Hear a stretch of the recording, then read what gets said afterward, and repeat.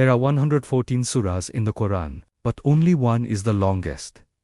Only one builds an entire civilization. That surah is Al-Baqarah. If Al-Fatiha is the blueprint of the soul, Al-Baqarah is the blueprint of a society. It begins with 3 letters. Alif, Lam, Meem, mysterious, unexplained. Almost like a reminder that human knowledge has limits, and revelation begins where our intellect ends. Then comes a powerful statement. This is the book in which there is no doubt. Notice, the Quran doesn't argue for itself.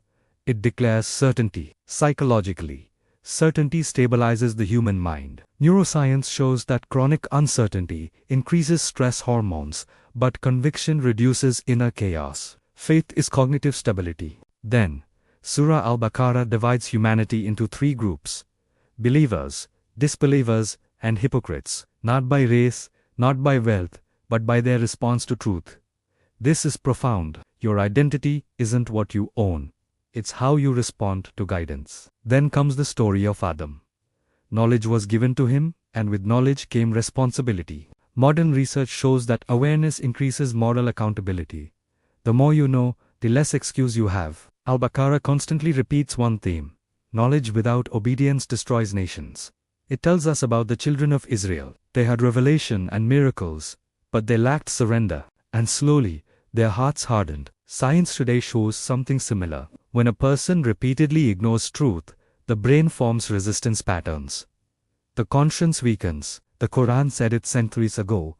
Hearts can become sealed. Then, the surah shifts from stories to systems. Prayer, charity, fasting, marriage laws, economic justice, and social ethics. Why?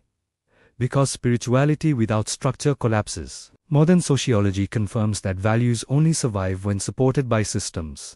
Al-Baqarah builds these systems. It protects families, regulates money, and establishes justice. Then comes one of the most powerful verses in the Quran, Ayat al-Kursi, a declaration of divine sovereignty, absolute knowledge, absolute control, absolute authority. In a world addicted to control, this verse restores perspective. You are not in control, and that realization is peace. Psychology calls it release of false control. Faith calls it Tawakkul. The surah ends with a powerful prayer. Our Lord, do not burden us beyond what we can bear. This isn't weakness, it's emotional honesty. Al-Baqarah begins with certainty and ends with humility. It teaches us that faith requires discipline, knowledge requires action, society requires law, and power requires accountability. Al-Fatiha builds the heart. Al-Baqarah builds the world around it. And perhaps that's why it's the longest surah.